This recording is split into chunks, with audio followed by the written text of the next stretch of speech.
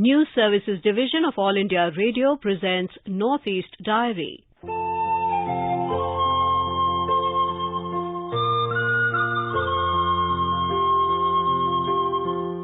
Good evening. Welcome to this edition of Northeast Diary. Here we bring you the latest developments from India's unexplored Northeast region.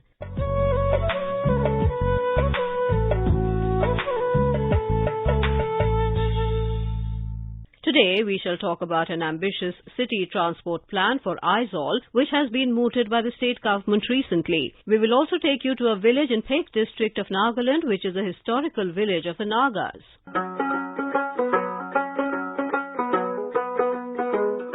Meghalaya is home to three major tribes, Khasi, Jayantia and Garo, and all these three tribes are settled in three important hill ranges. Depicting the native communities of the state and their settlement areas, a two-day-long cultural extravaganza titled Tri-Hills Ensemble was held in the state capital to promote the illustrious heritage of the communities. To put a stop to the ever-degrading water bodies of Meghalaya, a 10-member expert committee headed by the Principal Chief Conservator of Forests, B.K. Lingwa, will soon come up with an action plan for the restoration of polluted water bodies in the state. The committee was constituted in June this year in compliance with an order from the Meghalaya High Court to advise the state government on measures for the restoration and protection of water bodies in Meghalaya. This committee will advise the state government on the use of the latest technology and methods for cleaning and rejuvenation of water bodies. Following a meeting held recently, the committee has initiated the process to formulate an action plan. This action plan will be site-specific to every river and will cover the whole state, except those water bodies in the wildlife protected areas, reserve forests, and water bodies dealt by the State Wetland Authority and River Rejuvenation Committee, and fish ponds. Environmental activist and member of the committee, Naba Bhattacharjee, said that over 10,000 water bodies have been listed in the earlier report submitted by the districts before the committee was constituted. Once we get the information from all the districts, we will collate this information and we will come up with expert prescriptions to the different ills which are affecting the different water bodies. Now you will appreciate that these water bodies, their problems are not uniform or similar. It may differ from even one water body to another. And we will be soon inviting in batches. Once we get the report from, say, East Khasi, also others, other Nokmas, the Dolois, everyone has to be involved. They have to be part of this committee or movement with us.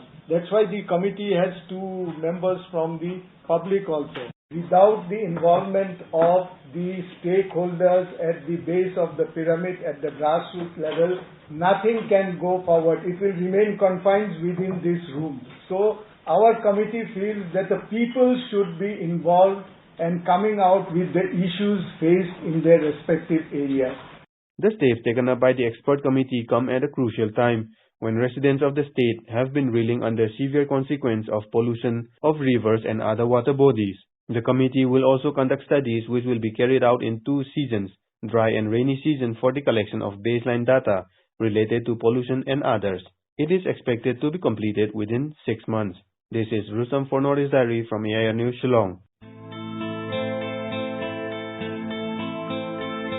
In the hilly state of Mizoram, the traffic in the capital city of Aizawl is very disciplined. However, the narrow streets cause phenomenal traffic jams. So the demand for widening the streets and spreading mobility networks has always been in the policy of the present state government. But there have always been challenges due to the terraneous topography. To overcome all these challenges, the state government has mooted a comprehensive plan. Here is a report from our correspondent from Aizawl. Under the proposed project plan, the Project Management Unit PMU of the Department of Urban Development is preparing the comprehensive mobility plan for Aizawl city and its surrounding areas. The plan proposes to set forth a vision for mobility in the capital city for a period of the next 20 years. Certainly, the plan is giving an eye on the projected growth of the city in the intervening period. While formulating the plan, a workshop was recently organized to review existing scenarios and finalizing mobility indicators under the Aizawl Sustainable Urban Transport Project. The workshop was inaugurated by the Chief Minister, Mr. Zoramthanga. Top officials from all concerned departments and representatives of non-government organizations and Mizoram University attended the workshop and addressed issues. Also, various companies engaged in operations of systems such as ropeways, elevators and escalators presented development issues and technical facets. It is noted that the project being implemented by the Project Management Unit of the Urban Development Department is being assisted by the Asian Development Bank. Officials said that for this purpose, Mott MacDonald Private Limited has been appointed as the project planning, development and management consultants to the project. Already the company has performed much of the preparatory work towards the comprehensive mobility plan. The consultants also presented findings of the surveys that have been conducted for the purpose of preparing the plan, apart from series of indicators that determine the general condition and state of mobility in the city. The workshop has also given focus on ideal examples from other parts of the country and abroad to illustrate different kinds of solutions befitting Aizawl. The workshop has also dealt with the necessity of ropeways or cable cars, along with improving the facilities for pedestrians for vertical mobility such as public stairs, escalators and elevators. According to officials, several workshops will be organized in the next few weeks periodically to find ways on developing a sustainable urban transport system for the capital city of Aizawl. For Northeast Diary with Subhashish Chanda, Irene from Aizawl.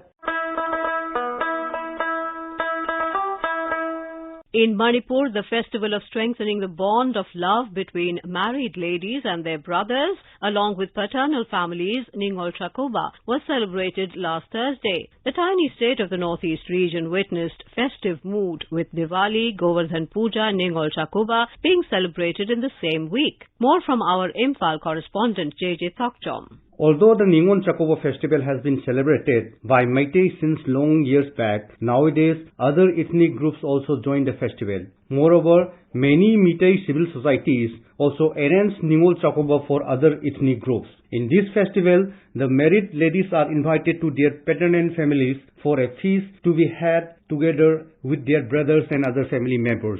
After the feast, they are given gifts by family members. AIR News Northeast Diary had a chance to interact with a married ladies who had returned after attending Ningon Chakoba on the day of festival. She said that, "My name is Nandalini and I am from Tokhunang Mukhong of Imphal East. I went to my paternal family at Kasamthong on the day of the Ningol Chakoba and we all had a feast together. My brothers gifted me a blanket to be used in the coming winter and my parents also gifted me a traditional shawl. It was a delightful moment for me to have interactions with my brother and family who have been working outside the state for the last many years. This festival is a reunion festival for married lady with their family." The State Fisheries Department had organized the annual Fish Fair cum Fish Crop competition at Imphal in connection to the Ningol Chakoba festival last Wednesday. Fish curry has been compulsory in Ningol Chakoba from time immemorial, and the department organized the fair every year in aim to provide fish to the general public at a minimum price. JJ Thoksom, AIR News, Northeast Diary, Imphal.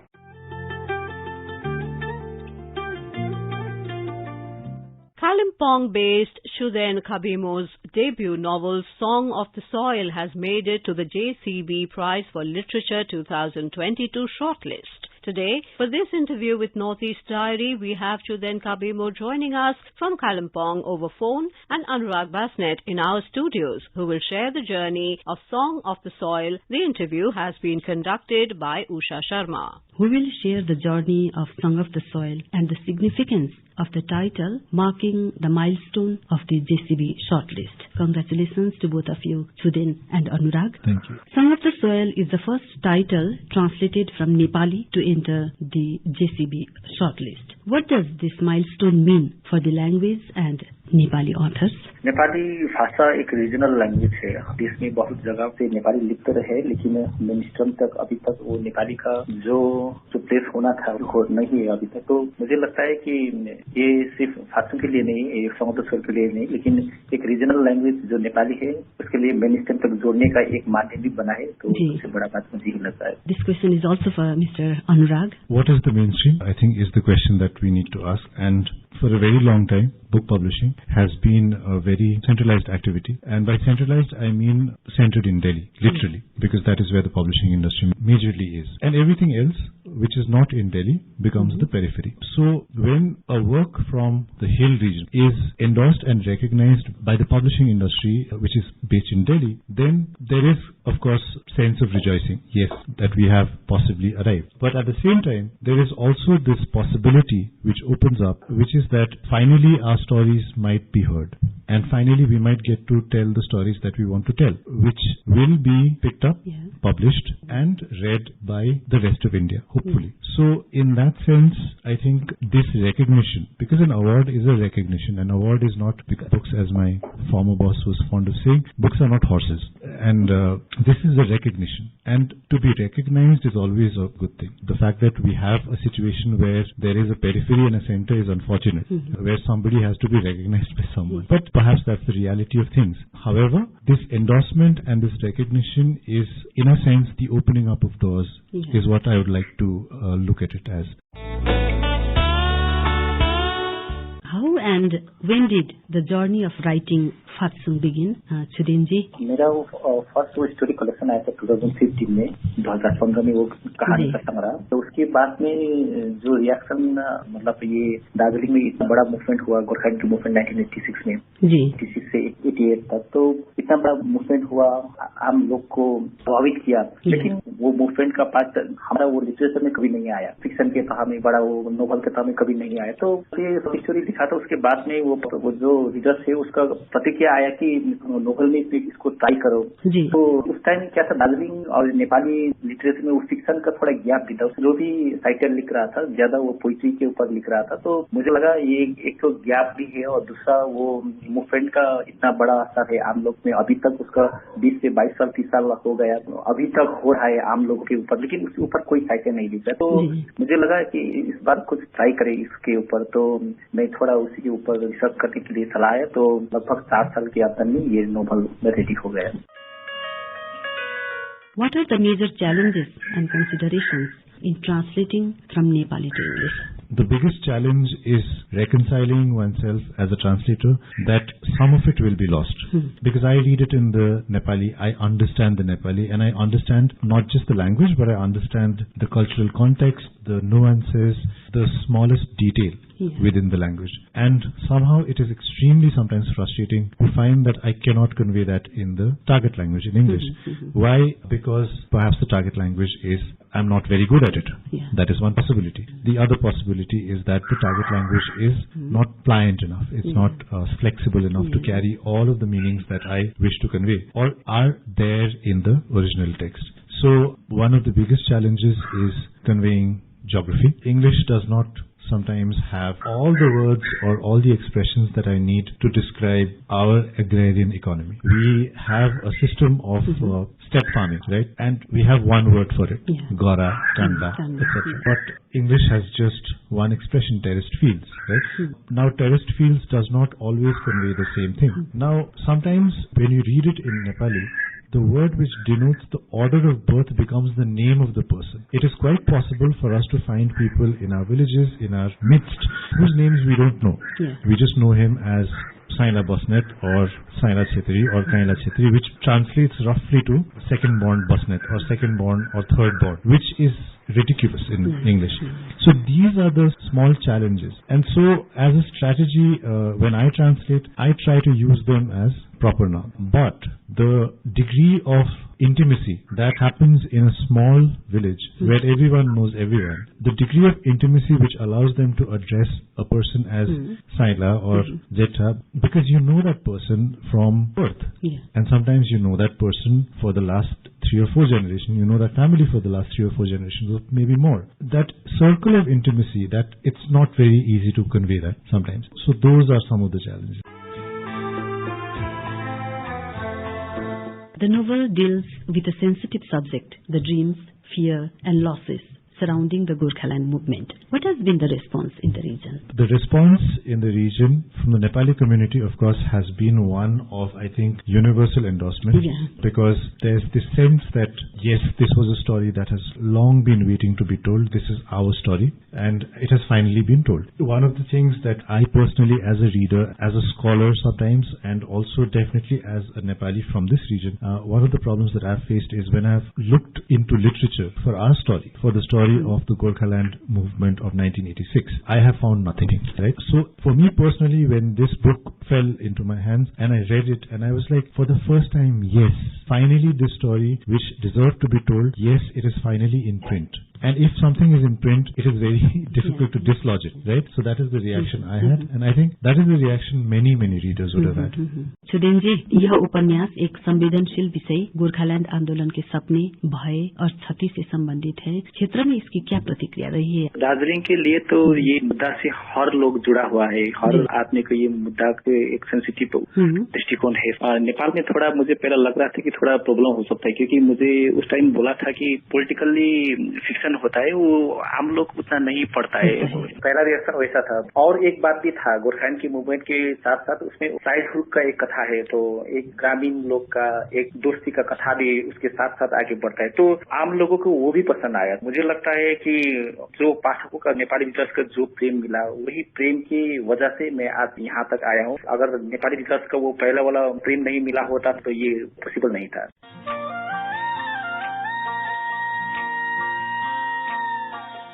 How does the novel showcase one's love for homeland through flashbacks? The entire novel is constructed in the form of a flashback. It starts with a kind of a wintry day in Kalimpong town. This is another thing that we have to, I think, establish in this conversation, is that the story is set in Kalimpong, not in Darjeeling. We use Darjeeling as a shorthand because Kalimpong is not as well known. But the story starts with a day in Kalimpong where it is quite cold and there's an earthquake. And the principal character gets a call on his mobile phone and it's a call from his village. Now this village is, I think, about 40 odd kilometers from Kalimpong. It's a place called Malbung. It's an actual place. It's a place of great deprivation with no electricity, no running water, no roads. And that's where the character has grown up. And so he gets a call saying that his childhood friend Ribden is dead and he has been swept away by a landslide. And this is how poignant this story is. The person at the other end of the line, who's a villager, says that please get the news of his death published in a newspaper because that's the only way that the government will recognize that he's dead. Otherwise there's no proof. We don't have his body, we don't have his clothes, we don't have any trace. Now that's where the story starts, with an erasure. This boy is wiped out. There is no memory of it. There is nothing. It starts with an erasure. So of course the story proceeds with the man going back to his village and getting the story of his death published. And then the story goes into a flashback of when they were both boys. And there the story turns into a beautiful portrait of a village which exists not as the ideal village of our imagination. It exists as a real place with its own conflicts, its own rivalries, which is reflected in the lives of the children. The conflict of education, the conflict of caste, the conflict of class, all of these are reflected in the lives of these children. These large ideas and these large conflicts actually affect little lives. And one of the great successes of Chuden is to build the village itself and later Kalimpong as a town as a character in the story. It's not just the characters themselves who populate the story, the village and the town itself becomes a character. And that lends the story its depth, its poignancy. The other great achievement, I think, of Chuden in writing the story is how he manages to keep that metaphor of erasure alive. Every character is faced with erasure of some sort, whether actual erasure or erasure in memory. So these boys set out to find Ribden's father, who has vanished. And he's supposed to have vanished in some mythical revolution, agitation of some time, which these kids know nothing about. And there the story unfolds. Where is my father? Where did he go? Is he dead or is he alive? And if he's alive, why hasn't he come back? It's a very simple question for a child to ask, but there are no clear answers. And even at the end, where the flashback ends, we find that the father walking away, limping away, and we do not know whether he's dead or he's alive. So what starts as a metaphor of erasure and a metaphor of unclear answers to unclear but difficult questions remains. So that's where this book stands as a metaphor to the movement itself.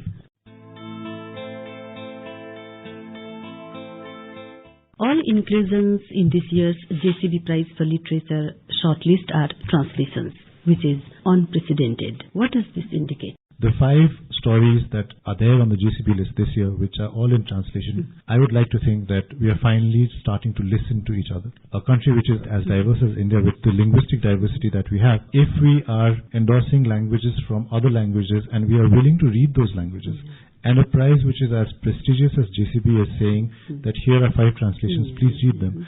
Perhaps it's an indication going forward that we are looking to listen to each other finally. हमारे भारत का beauty क्या है कि ये अनेकता में एकता बोलता है ना. हमारा डिफरेंसेस है, बहुत सारा लैंग्वेज अलग अलग सा है, कल्चर अलग अलग सा है, लिटरेचर अलग अलग सा है, लेकिन तभी हम एक है क्योंकि वो सब मिलकर ही इंडियन बना हुआ है. जब भी पहले इंग्लिश लिखता था तो रीजनल लैंग्वेज में क्या हो रहा है या क्या लिख रहा है वो पता नहीं चलता था. मुझे लग रहा है इस बार हर जगह का इंडिया का अलग अलग स्टेट से अलग अलग लैंग्वेज से तो ट्रांसलेशन किताब ये जीसीपी के अवार्ड में पब्लिकेट हुआ है. एक रीजनल लैंग्वेज के लिए ये सबसे बड़ा बात है. Understandably, this journey itself has had many milestones.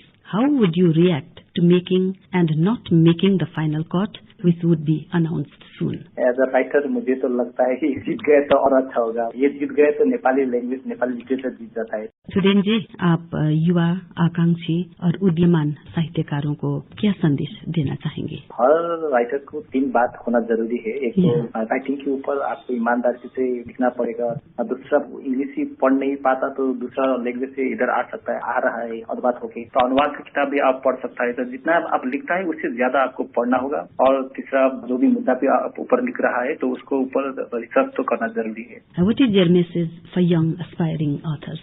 There is only one message, that you can't think about writing, you have to actually start writing. The second is, of course, I absolutely support what Sudhin said about reading.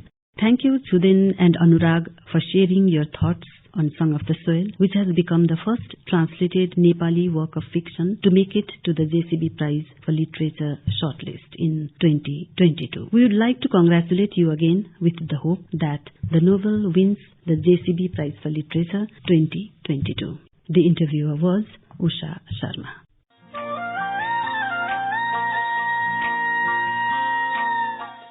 In our heritage section today, let us take you all to Kezakeno, a village in Pek district of Nagaland, which is a historical village of the Nagas. It is known for a rare natural slab stone available at this very place, known as the magical spirit stone, So Tsavo, which generates double folds if a basket of paddy is spread on it in the sunlight. More details from our correspondent from Kohima. The magical spirit stone, So Tsavo, is a magnificent spirited flat stone upon which, if a basket of paddy is parched in the sun, it is believed to generate double fold in the evening. This is also the significant first settlement site of Koza, the famous ancestral forefather and from where various Naga tribes migrated later on. Mr. Kemdu Kirtukaza shares more on the spirited stone. The legendary story of the spirited stone in Kezakeno village, called Sotawo in local Kozale dialect.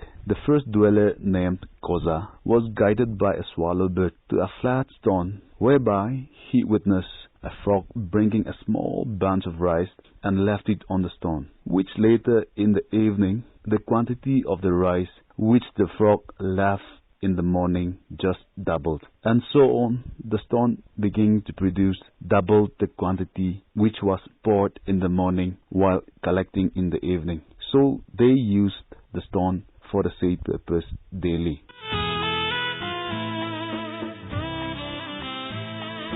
As civilization began to flourish, the descendants started to disagree among themselves on how to use the stone equally, which led them to quarrels and infighting. Seeing this, an old lady decided to burn down the spirited stone to prevent further differences. As the stone keeps burning, the stone bursts out. It has been told that since then, the spirit left the stone. The stone lies to this day as a living tale to many. It is located at Kezakeno, a village in the southernmost part of Nagaland, 49 kilometers away from the state capital, Kohima. Although the charm of the stone is said to have gone as it was burnt and destroyed, the remnants of this legendary Kejakeno stone is still preserved in its original location even today.